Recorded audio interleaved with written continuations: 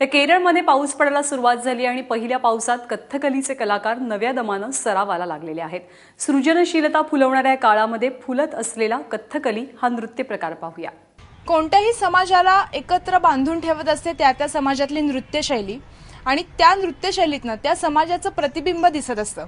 आणि जेव्हा केरळमध्ये येतो तेव्हा खास आवर्जून पाहावी अशी नृत्यशैली कथकली, ज्याला 300 वर्षांपेक्षा सुद्धा जास्त इतिहास आहे.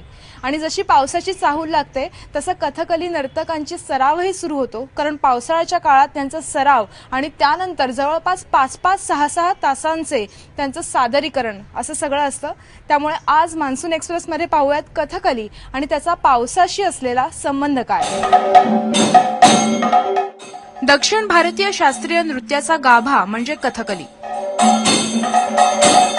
केरळात प्राचीन काळातील रामनाट्यम आणि आताचं कथकली.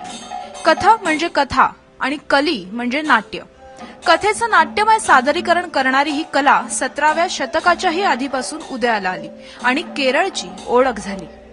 वर्षभर प्रचंड थकवणारा या नृत्य प्रकाराचा खरं तर सराव केला जातो पावसाच्या सुरुवातीला. मागच्या 40 वर्षांपासून केरळमध्ये कथकली नृत्य करणारे विजयकुमार मारबर आहेत, जे आता इकडे कथकली नृत्य शिकवतात सुद्धा. Welcome sir. I want to ask you, why Kathakali is being performed during monsoon season itself? Why it is so? Okay. Monsoon season very cool. Yes. Very good time. Not hot. Not program season. Very cool time. Massage time. This is Yes. that's massage time. Learning. Very good. Monsoon season. Very good time. Even while performing, you get exhausted. Yeah. Monsoon सीझनमध्ये हा जो सगळा काळ आहे पावसाळ्याच्या, त्या वेळात कितीही तुम्ही सराव केलात, कितीही तुम्ही थकलात, तरी तो थकलेपण येत नाही. आणि त्यामुळे खास करून पावसाळ्याचा हा सगळा जो पिरियड आहे त्या काळात हा सराव केला जातो. महाभारत आणि रामायणातल्या कथांनी नटलेली कथकली आणि आता आपण जे पाहणार आहोत ते आहे भीम आणि पांचाली. महाभारतातली कथा ही आहे पती पत्नींची कथा आणि ती कथकलीमध्ये कशी रंगवतात पाहूयात.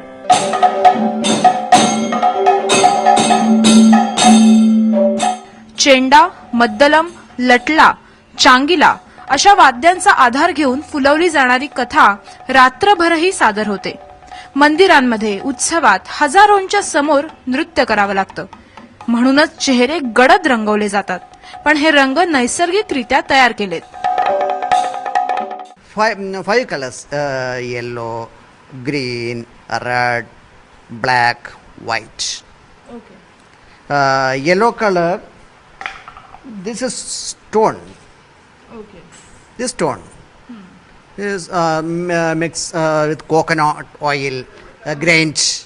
Okay. Very nice. That yellow color. This is male characters. And Kireedam, Malayalam word Kireedam. Kireedam means crown. Okay. याला किरीडम म्हणतात मल्याळीमध्ये. हा क्राऊन खरं तर Very heavy.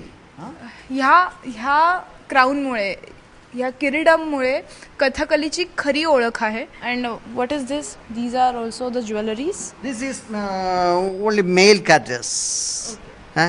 This here. Okay. Malayalam this Korelaram. This is female. This is female. Only female. This is here. Okay. Ramayana आणि महाभारतातल्या 100 पेक्षा जास्त कथा या नृत्यात रंगवल्या जातात आणि बदलणाऱ्या काळानुसार अगदी आधुनिक कथाही यामध्ये रंगवल्या आहेत. जो आप पूरा पहनते हैं तो उसका वेट कितना होता है?